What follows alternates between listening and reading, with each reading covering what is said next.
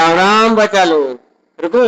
यदि आप कक्षा 12 के छात्र हैं और आपको फिजिक्स से डर लगता है तो मैं आज आपको फिजिक्स पढ़ाने जा रहा हूँ। और मेरी इतनी गारंटी है कि जो भी चीजें आज मैं पढ़ाऊंगा वो इतना इम्पोर्टेंट आपके लिए रहेगा कि जो आपका फिजिक्स का बोर्ड एग्जाम होता है उसमें सारे क्वेश्चन उसमें एक जो मैं आज लेक्चर करवाने जा रहा हूँ उसमें कम से कम 5 नंबर का क्वेश्चन तो बिल्कुल आपके बोर्ड एग्जाम में आएगा ही आएगा। तो मैं आप सभी से इतना ही कहना चाहता हूँ कि पूरा लेक्चर कर लीजिए बाबू। जो आप सोच रहे हो कि वीडियो स्क्रॉल कर देंगे या आप वीडियो नहीं देखेंगे या कट कर देंगे तो जाओ, तुम्हारी इच्छा, हम थोड़े ना रोक रहे हैं, तुम जाना चाहो जाओ। लेकिन ये करोगे तो बहुत बड़ी बेवकूफी करने वाले हो, तुम्हारा ही घाटा है, हमारा कुछ जाने वाला नहीं है। तुम नहीं पढ़ोगे लेकिन हजारों बच्चे हैं जो और पढ़ेंगे, तुम्हारे तरह हजारों बच्चे हैं जो और पढ़ेंगे। बस मैं यही चाहता हूँ कि जो आप हैं एक एक बच्चा पढ़े और एक एक बच्चा आगे बढ़े। सारे बच्चे आगे बढ़ेंगे तो मुझे ज्यादा खुशी होगी। इसीलिए कह रहा हूँ कि वीडियो को बिल्कुल भी स्क्रॉल मत करिएगा, कट मत करिए, पूरा लेक्चर करके जाइएगा। जो आपको फिजिक्स ना समझ में आई और फिजिक्स से प्यार न करवा दिया पहले ही लेक्चर से तो मेरा नाम नहीं। तो बच्चा लोग, आप सभी का स्वागत है आपके अपने YouTube प्लेटफॉर्म से बालाजी कोचिंग इंस्टीट्यूट में। मैं अभय तिवारी आज आपको कक्षा 12 की जो फिजिक्स है, जिसे आप हिंदी में भौतिक कहते हो, भौतिक विज्ञान आज आपको पढ़ाने जा रहा हूँ। भौतिक विज्ञान आज आपको मैं पढ़ाने जा रहा हूँ। और ये जो क्लास 12 का जो सिलेबस है यूपी बोर्ड का, उसमें जो पहली यूनिट है उसका नाम क्या है? स्थिर स्थिर वैद्युतिकी। स्थिर वैद्युतिकी हमारा जो चैप्टर है, जो यूनिट है, नहीं जो हमारे सिलेबस में पहली यूनिट है उसका नाम है स्थिर वैद्युतिकी। यही है कि नहीं है? कमेंट में बताओ, यही है कि नहीं है? यस सर लिखो, कमेंट में लिखो यस सर। है ना यही? हाँ बता तो दिए। तो स्थिर का मतलब क्या होता है? इसका जो मुझे मैं इसका आपको अर्थ बताता हूँ। स्थिर वैद्युतिकी का अर्थ क्या होता है? स्थिर का मतलब होता है रुका हुआ। रुका हुआ, क्या हुआ? रुका हुआ। स्थिर का मतलब होता है रुका हुआ, ठीक। और वैद्युतिकी मतलब आवेश। वैद्युतिकी मतलब आवेश, जिसे आप क्यू से डिनोट करते हो। स्थिर का मतलब होता है रुका हुआ, और अरे वैद्युतिकी का मतलब जो वैद्युतिक का जो रिलेशन है वो आवेश से होता है, ठीक है। इतनी बातें समझ में आई कि नहीं समझ में आई? ये हमारा जो है चैप्टर का नाम, हमारा यूनिट 1 जो है वो यही है। यूनिट 1 का नाम क्या है? स्थिर वैद्युतिकी। स्थिर का मतलब होता है रुका हुआ और वैद्युतिकी का रिलेशन है आवेश से। हमारे स्थिर वैद्युतिकी में जो 2 चैप्टर आते हैं, स्थिर वैद्युतिकी में 2 चैप्टर आते हैं। तो हमारा जो पहला चैप्टर जो आज हम पढ़ने जा रहे हैं, हमारा पहला चैप्टर जो है जो वैद्युत आवेश एवं क्षेत्र है। वैद्युत आवेश एवं क्षेत्र है।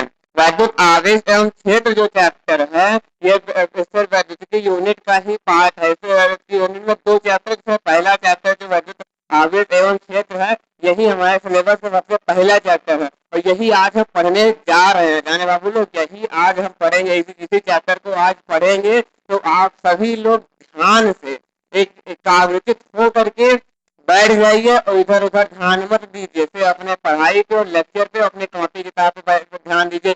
अब तुरंत इसी समय अपनी एक पेन उठाइए और अपनी नोटबुक उठाइए और उसमें ये नोट्स बनाना शुरू कर दिए यहीं से। ये हमारा यूनिट फर्स्ट है स्थिर वैद्युतिकी। स्थिर का अर्थ होता है रुका हुआ, वैद्युतिकी का रिलेशन है आवेश से। स्थिर वैद्युतिकी में जो हम पहला चैप्टर पढ़ने जा रहे हैं, चैप्टर 1 जो हम पढ़ने जा रहे हैं वो है वैद्युत आवेश एवं क्षेत्र। यहाँ तक लिखिए और लिखने के बाद लिखिए डन सर। लिखने के बाद लिखिए डन सर, कमेंट में लिखिए डन। कमेंट में लिखिए डन, उसके बाद हम आगे बढ़ रहे हैं। इतना जल्दी से लिखो बाबू, इतना बिना विलम्ब किए तुरंत लिखो, जल्दी लिखो जल्दी।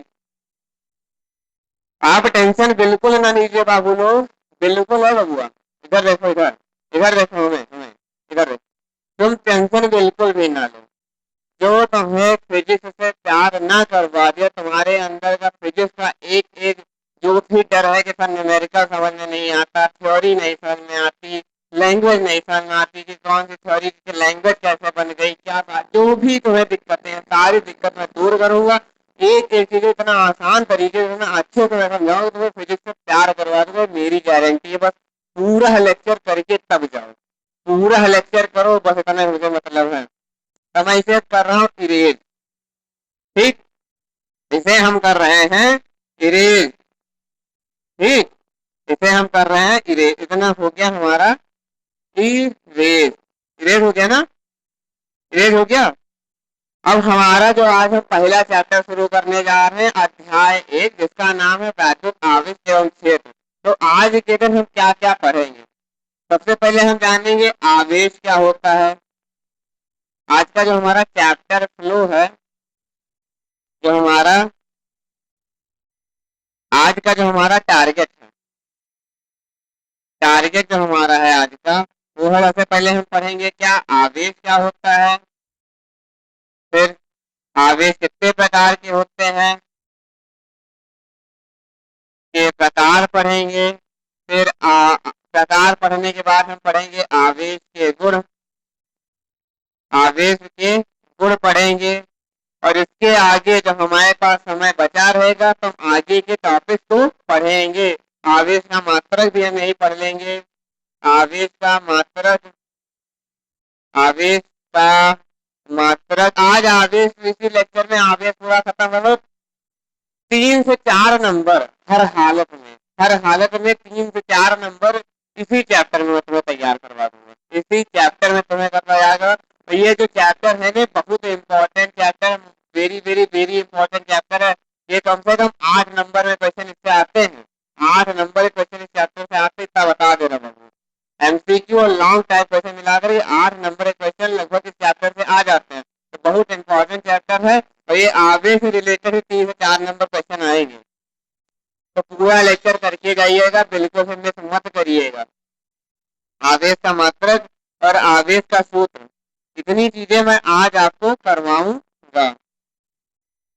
ठीक, आवेश का सूत्र, इतनी चीजें आज का ये हमारा टारगेट है। हमारे चैप्टर का इतना आज के क्लास का हमारा टारगेट, इतनी चीजें हम खत्म करेंगे। तो ये हम कर रहे हैं इरेज। और सबसे पहले अपनी हेडिंग डाल रहे हैं। सबसे पहले अपनी हेडिंग हम डाल रहे हैं। तो सबसे पहले हेडिंग क्या हो डालेंगे? सबसे पहले हमारी हेडिंग जो पड़ेगी वो पड़ेगी आवेश।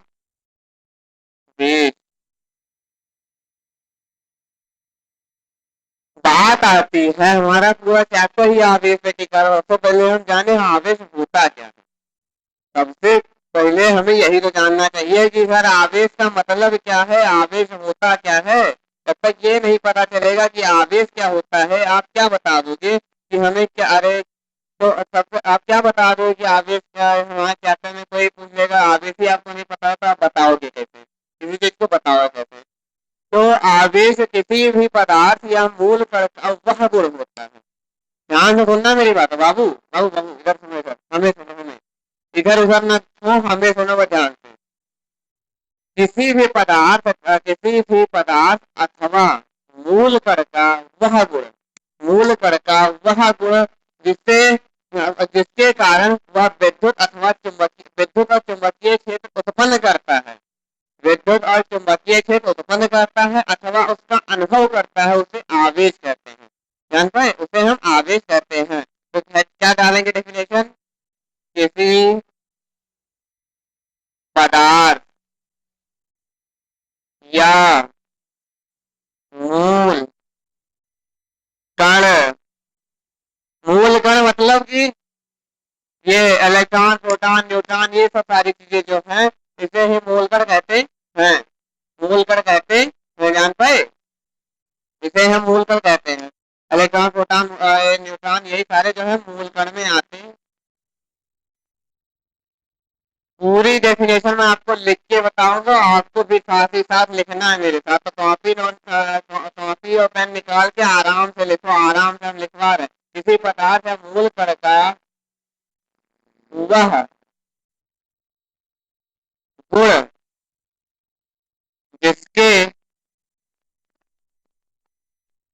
कारण, जिसके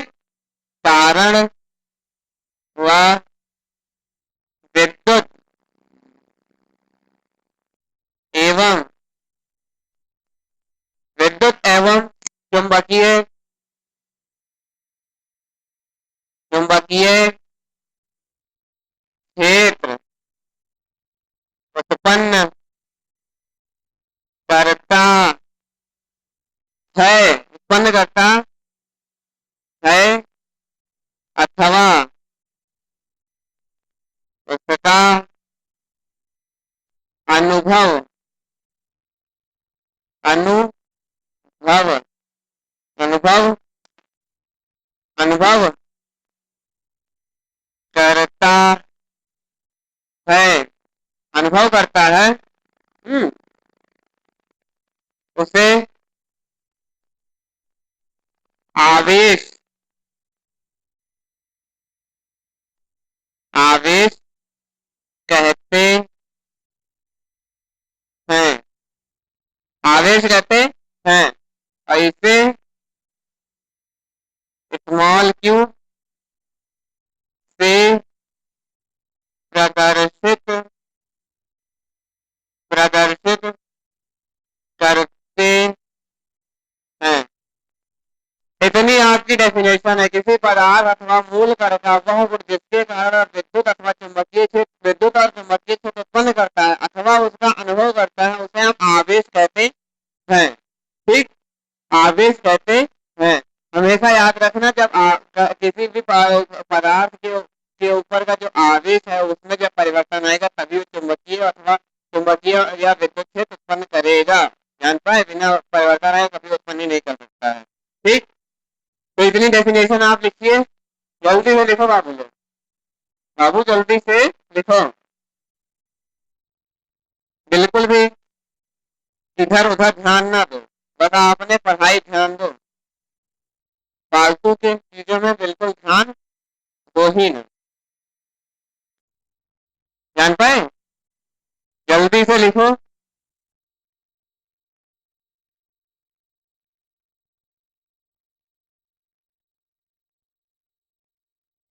जल्दी जल्दी लिखो बाबू, आपके पास 2 मिनट का समय है, उसी में आपको पूरा लिखना है बाबू लोग। 2 मिनट का समय आपके लिए बहुत है। आप लोग तो बहादुर हो, आप लोग तो जल्दी लिखो, इंटरमीडिएट के टॉपर हो आप आने वाले समय के।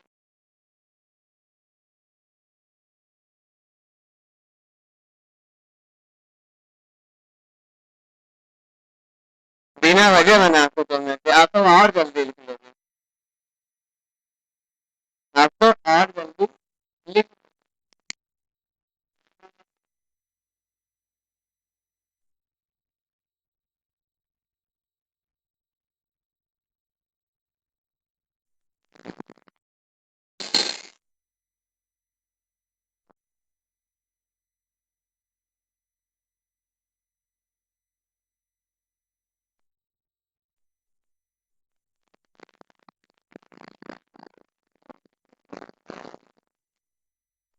लिख चुके बाबू लोग, लिख चुके कि नहीं लिख चुके हैं? लिख चुके ना, लिख चुके। अब हम इसे कर रहे हैं इरेज, क्या कर रहे हैं, इसे हम कर रहे हैं इरेज। ठीक, अभी हम इसे कर दे रहे हैं इरेज, इतना हो गया इरेज। इसके आगे तक मैं बताऊं, हमें आवेश बताना था वो मैंने बता दिया। अब मैं आवेश में थोड़ा सा और बताऊंगा, एक डेफिनेशन और।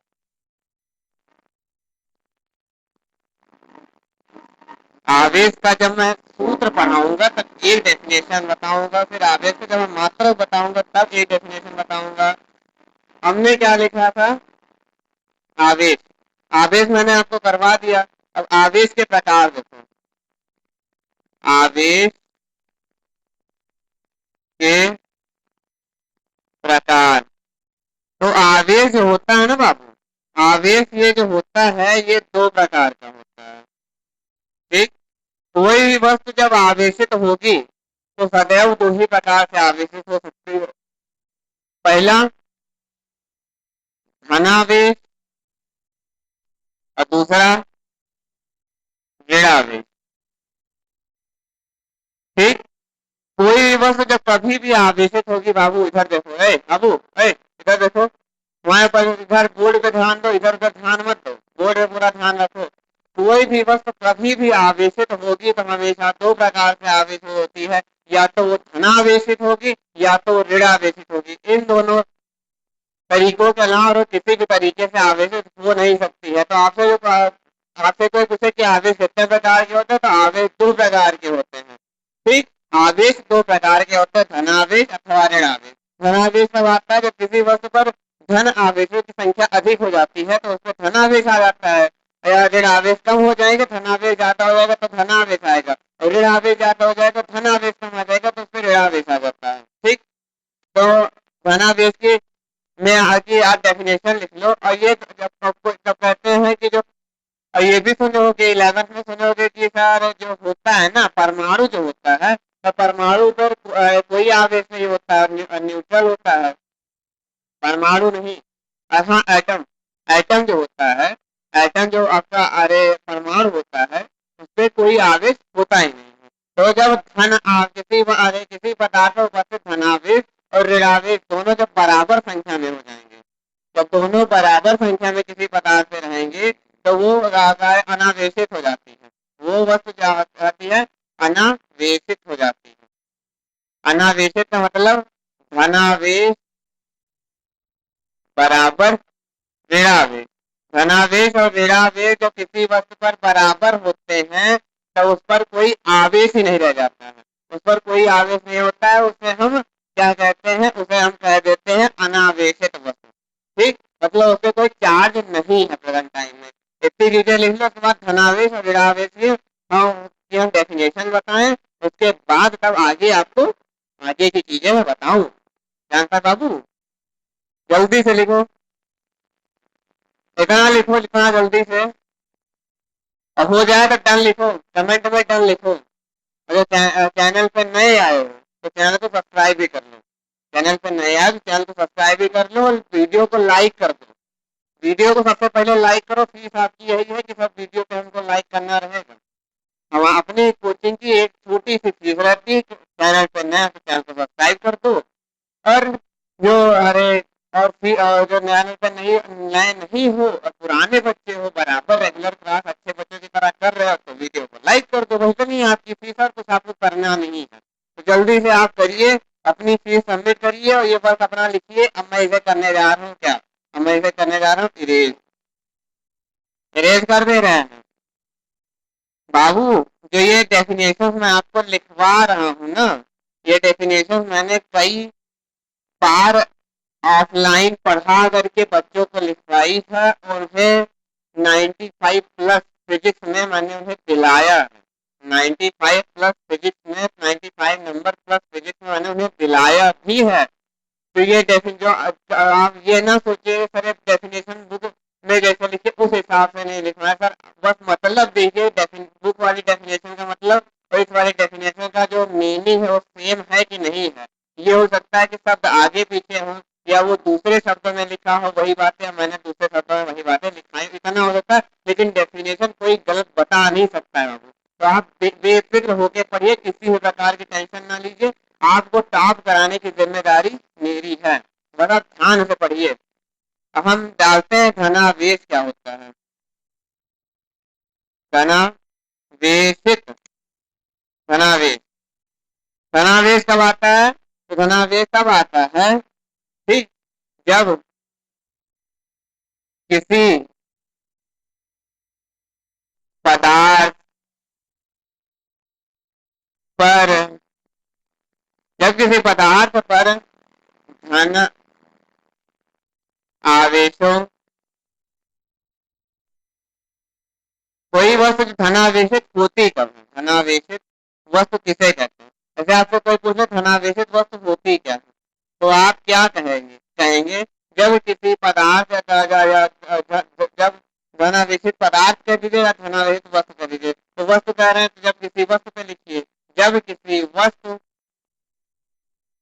जब किसी वस्तु पर धन आवेश की संख्या अधिक हो जाए,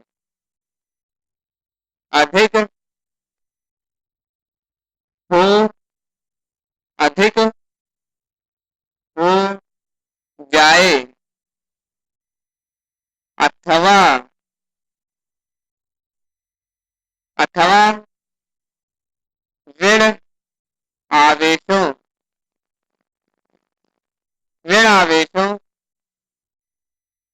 ऋणावेशों की संख्या ऋणावेशों की जो संख्या है कम हो जाती है कम हो जाती है उसे धनावेशित धनावेशित वस्तु कहते हैं उसे धनावेशित वस्तु कहते हैं। क्या कहते हैं बाबू, क्या कहते हैं? उसे धनावेशित वस्तु कहते हैं। आपसे कोई पूछे कि धनावेशित वस्तु क्या होती है, या किसी अरे वस्तु को धनावेशित कब कहेंगे, तो आप बता सिंपली भाषा बता दीजिए जब किसी वस्तु पर धनावेशों की संख्या अधिक हो जाए अथवा उस पर उपस्थित जो ऋणावेशों की संख्या वो कम हो जाए तो वह वस्तु धनावेशित वस्तु कहलाती है। ठीक, मतलब उस वस्तु पर धनावेश आ जाता है, मतलब कि वह वस्तु पॉजिटिवली चार्ज हो जाती है। इतना आप लिखिए, उसके आगे तब मैं करवाऊं।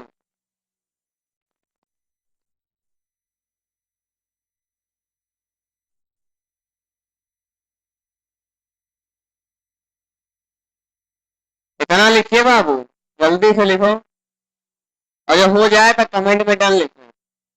और चैनल पे नए तो चैनल को सब्सक्राइब कर दो और वीडियो को लाइक भी कर दो बाबू लोग। जल्दी से कमेंट में लिखो done sir, yes sir done, या थंब ऐसा बना करके भेज दो। जो डन वाला थंब होता है वही स्टिकर भेज दो, जान पाए। तो मैं इसे कर रहा हूँ इरेज। और इसी तरह ऋणावेश, आपसे कोई मुझे ऋणावेशित वस्तु कैसे क्या होती है, तो आप इसी तरह आप ये होमवर्क में आपको ये डेफिनेशन खुद बना के लिख के लानी है। और आपको इतना ही लिख देना, जब किसी वस्तु पर ऋणावेशों की संख्या कम हो जाए अथवा ऋणावेशों की संख्या अधिक हो जाती है तो वह वस्तु ऋणावेशित कहलाती है। अब इतना मैं इरेज कर रहा हूँ और मैं बता रहा हूँ क्या क्या आवेश का सूत्र बताने जा रहे हैं। आवेश का सूत्र क्या होता है? आवेश का सूत्र क्या होता है? तो आवेश का सूत्र एवं मात्रक। तो आवेश का क्यू बराबर जो होता है, क्यू बराबर जो होता है, क्यू बराबर होता है एन और इंटू ई। आवेश का सूत्र यही है, क्यू बराबर एन इंटू ई।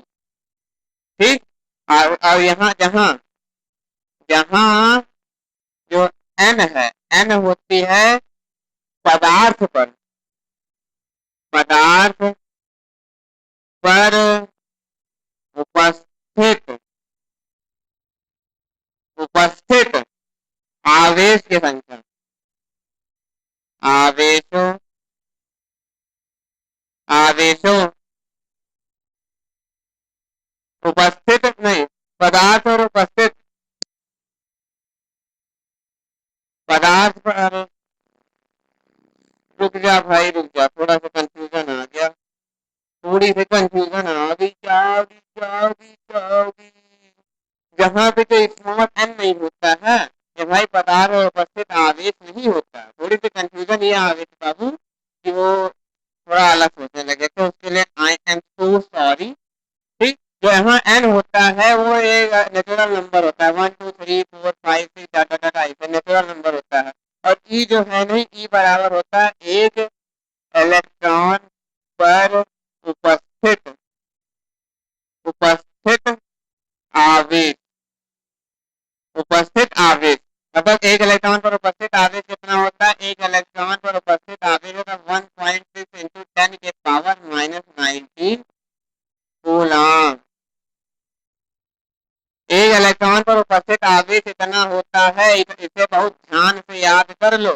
ठीक, और जो मात्रक इसका होता है आवेश का मात्रक कूलम होता है। आवेश का मात्रक क्या होता है? आवेश का मात्रक होता है कूलम। आवेश का मात्रा क्या होता है? आवेश का मात्रा होता है कूलम। इतनी चीजें अब आप नोट करिए तुरंत कि आवेश का फॉर्मूला Q बराबर N होता है, जहाँ N नेचुरल नंबर होता है, P जो होता है एक इलेक्ट्रॉन पर उपस्थित आवेश होता है, एक इलेक्ट्रॉन पर उपस्थित आवेश होता है। ठीक, इसे आपको जैसे आपने कह दिया जाए कि 10 अरे 10 इलेक्ट्रॉन है, या इसे आप एन को स्मॉल एन को कह जाता है इलेक्ट्रॉनों की संख्या, पदार्थ पर उपस्थित इलेक्ट्रॉनों की संख्या भी कह सकते हो स्मॉल एन को। एक इलेक्ट्रॉन है, दो इलेक्ट्रॉन है, तीन इलेक्ट्रॉन है, चार इलेक्ट्रॉन है, पांच इलेक्ट्रॉन है, 10 इलेक्ट्रॉन है, 1000 इलेक्ट्रॉन है, उससे कोई मतलब नहीं। एन बराबर आप कहते हो पदार्थ पर उपस्थित इलेक्ट्रॉन अथवा प्रोटॉनों की संख्या। अगर धनावेश हमें ज्ञात करना हो गया तो क्या करेंगे, तो प्रोटॉन हो जाएगा। ऋणावेश ज्ञात करना हो गया तो हम क्या करेंगे, तो इलेक्ट्रॉन हो जाएगा। इसीलिए हम उसे नेचुरल नंबर मान लेते हैं। ठीक, ये नहीं कहते कि धनावेश है या ऋणावेश है। इतनी चीजें अब आप लिखिए। गुलाम, मात्रक और सूत्र मैंने आपको दिया बता, मात्रक और सूत्र मैंने बता दिया है आपको। अब इतनी चीजें आप बिल्कुल आराम से लिख लीजिए। जान पाए बाबू लोग, इतनी चीजें आराम से लिखो, नहीं तो है।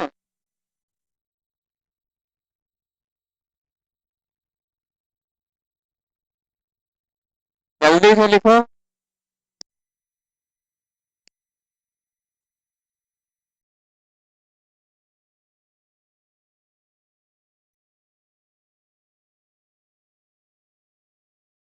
जल्दी से लिखो बाबू।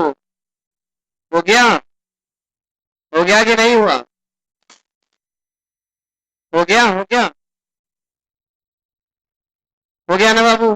अब मैं इसे कर रहा हूँ इरेज, अब मैं इसे कर रहा हूँ इरेज। हमने आवेश क्या होता है ये जान लिया, आवेश के प्रकार जान लिए, आवेश का मात्रक जान लिया, आवेश का सूत्र जान लिया। ठीक, अब हम जानते हैं आवेश के गुण। आवेश के गुणों को अब हम जानते हैं बाबू, जान पाए, आवेश के गुणों को अब हम जानते हैं। तो आवेश, आवेशों के गुण, ये आपकी हो जाएगी हेडिंग, ये आपकी हो जाएगी हेडिंग। आवेशों के गुण में सबसे पहले हेडिंग आपकी यही हो जाएगी बाबू, आप बिल्कुल टेंशन मत लीजिए। ये आपकी हेडिंग है, हेडिंग डाला आपने तो आवेश, आवेश का सबसे पहला गुण जो होता है वो होता है आकर्षण अथवा प्रतिकर्षण।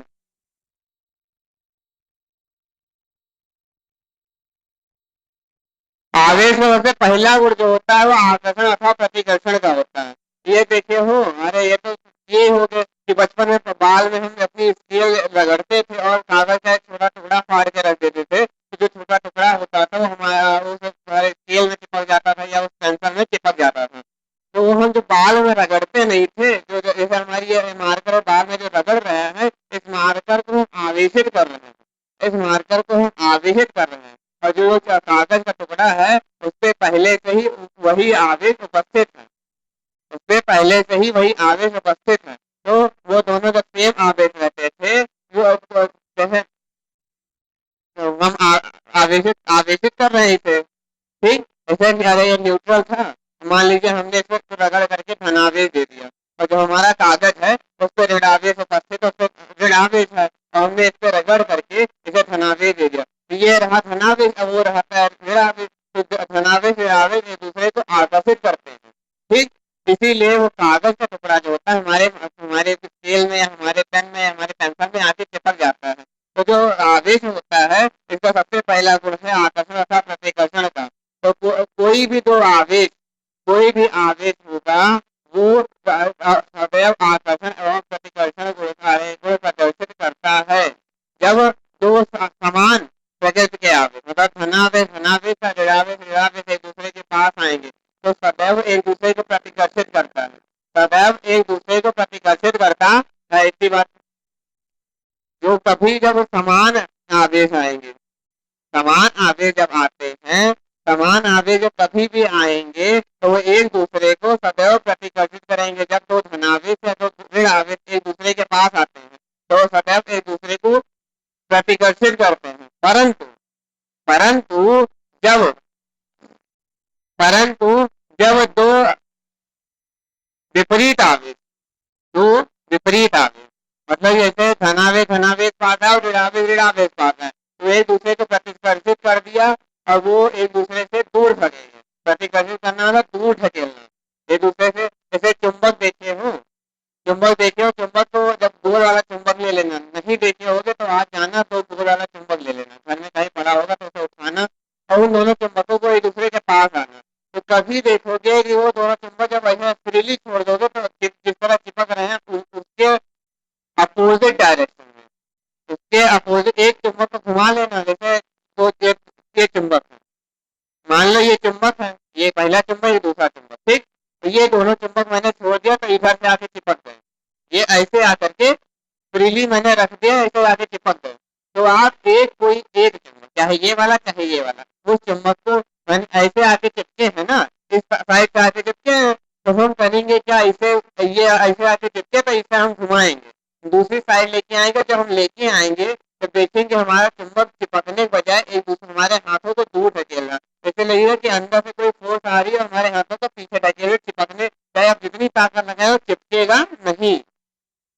तो ये ऐसा होता है कि ये इस कारण होता है कि चुंबक के जैसे दो समान ध्रुव एक दूसरे को प्रतिकर्षित करते हैं और दो विपरीत ध्रुव एक दूसरे को आकर्षित करते हैं, ठीक उसी प्रकार दो विपरीत आवेश एक दूसरे को सदैव आकर्षित करेंगे और दो समान आवेश एक दूसरे को सदैव प्रतिकर्षित करते हैं। ये किसी भी आवेश का एक गुण होता है जो हमेशा सभी आवेशों में पाया जाता है। इतनी बातें क्लियर? ये बात समझ में आई कि नहीं समझ में आई? समझ में आ गई हो तो डन लिख दो, डन लिखो तो तुरंत कमेंट में डन लिखो, तुरंत कमेंट में डन लिखो बाबू। लिख दिए ना? डन, डन लिख दिए ना? अब दूसरी बात आती है कि जो आवेश होता है, आवेशों का संरक्षण, आवेश का जो आवेश होता है, आवेश का संरक्षण,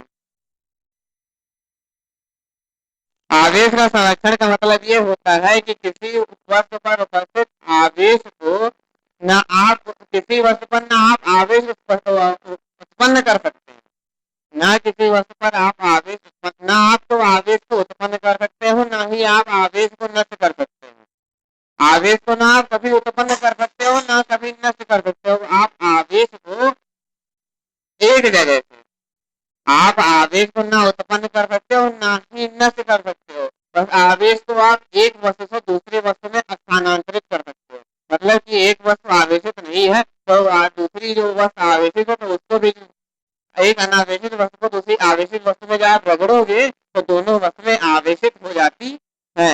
इतनी बातें क्लियर कि नहीं क्लियर? आपसे कोई पूछे तो आवेश संरक्षण क्या होता है, तो आवेश संरक्षण का मतलब ये होता है कि आवेश ना तो कभी उत्पन्न किया होता है ना ही नष्ट किया होता है। आवेशों को सदैव एक वस्तु से दूसरे वस्तु पर स्थानांतरित ही किया जाता है, कुछ भी नहीं कर सकते हो आप कभी भी देखोगे किसी वस्तु को वैसे रखे रखे आवेशित नहीं होती है। आपको कोई ना कोई बाहर से फोर्स लगाना पड़ता है। आपने पेन सिर में रगड़ी तब वो आवेशित हुआ, ठीक।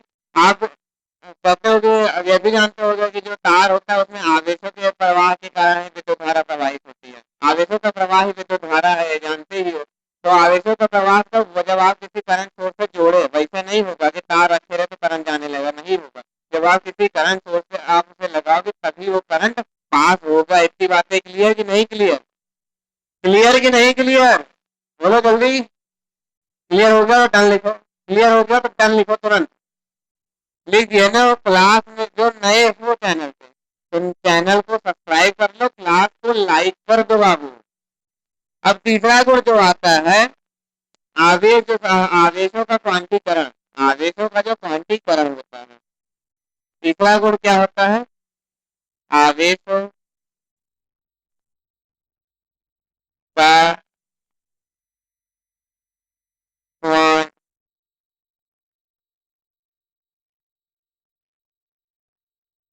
क्वांटीकरण, आवेशों का क्वांटीकरण, आवेशों का क्वांटीकरण का मतलब ये होता है कि किसी वस्तु पर जो आवेश जो होते हैं, किसी भी वस्तु पर तो जो हम आवेशों का जो स्थानांतरण होगा तो आवेश सदैव पूर्ण संख्या एक आगे जाएगा, 2 आगे जाएगा, 3 आगे जाएगा, 100 आगे, 1000 आगे जा सकता है, एक पूर्ण संख्या जा सकती है, एक इंटीजर जा सकता है, एक पूर्णांक जा सकता है, लेकिन कभी भी किसी वस्तु पर जो आवेश का स्थानांतरण ऐसा नहीं होता कि भाई उस वस्तु को 0.5 आवेश दे दो, तो ये हो ही नहीं सकता। तो 0.1 1/2 आवेश दे दो, 1/4 आवेश दे दो, तो 10/15 आवेश दे दो, मतलब कि आवेश जो होगा सदैव एक पूर्णांक संख्या के गुणज के रूप में ही किसी वस्तु पर स्थानांतरित होगा। कभी भी वो एक दशमलव संख्या या दशमलव संख्या या फ्रैक्शन वाली संख्या के रूप में कभी भी किसी वस्तु पर स्थानांतरित हो ही नहीं सकता है। हमेशा आवेश जो होगा एक पूर्ण संख्या के गुणज के रूप में किसी वस्तु पर स्थानांतरित होगा। इतनी बातें क्लियर कि नहीं क्लियर? बाबू क्लियर हो गई ना? तो डन लिख दो क्लास में। तो अब इतनी बातें जो क्लियर हो गई हो तो डन लिख दो। और इसी के साथ हमारा जो है वो हमारा आज का टारगेट हो गया खत्म। और होमवर्क जान लो। अब आज का होमवर्क जान लो। आज का होमवर्क यही है कि आपको रिवाइज करना है। तो आप जितना मैंने पढ़ा दिया इसको जाकर ढंग से रिवाइज कर लेना। ढंग से रिवाइज करवाना। और कल मैं इस जो फॉर्मूला मैंने बताया इसमें कम से कम 4 से 5 न्यूमेरिकल करवाऊंगा, तो क्लास में से बिल्कुल मत करना। बहुत इंपॉर्टेंट न्यूमेरिकल करवाऊंगा जो कि बार बार क्वेश्चन में आते, वही न्यूमेरिकल मैं करवाऊंगा। जो आपके पीवाईक्यू वाले प्रीवियस क्वेश्चन वाले न्यूमेरिकल वही मैं करवाऊंगा इस फॉर्मूला से रिलेटेड। ठीक। और दूसरी चीज, इतना आप कर लीजिएगा, होमवर्क रिवाइज कर लो। जो मैंने नोट बनवा दिए वो कंप्लीट कर ले। और जो आपको लेक्चर पसंद आया, लगा हो कि भाई भाई ने, मेरे बड़े भाई ने मुझे बहुत अच्छे से लेक्चर में मुझे बहुत अच्छे से फिजिक्स समझाई है, एक एक चीजें मुझे क्लियर हो गई हैं, तो वीडियो को आप जो आपका लेक्चर है उसे क्लास को आप लाइक कर दीजिएगा। जो भी आपको कंफ्यूजन होगा तो कंफ्यूजन आप कमेंट बॉक्स में कमेंट करके पूछ दीजिएगा। और मान लीजिए कंफ्यूजन नहीं तो आपको क्लास कैसी लगी वो कमेंट करके बता दीजिएगा कि सर हमको क्लास अच्छी लगी, क्लास बवाल की, क्लास धमाकेदार की, क्लास अच्छी थी। और मान लो हो सकता है कि किसी बच्चे को ना अच्छी लगी हो तो वो भी बता देगा कि सर मुझे इस कारणों की वजह से क्लास अच्छी नहीं लगी। मुझे उससे भी कोई दिक्कत नहीं, मैं उसका भी बहुत धन्यवाद करूंगा जो मेरी कमियों को बताएगा। जान पाए। और आखिरी चीज, जो आप चैनल पर नए हो तो चैनल को सब्सक्राइब कर दीजिएगा और इस लेक्चर को अपने दोस्तों के साथ जरूर शेयर करिएगा कि आज आप अकेले आए हैं, कल अपने 10 दोस्तों को और लेके आए कि वो भी अच्छे से फिजिक्स पढ़ सके। आज के लिए इतना ही। आप सभी को प्यार भरा राम राम बचा लो।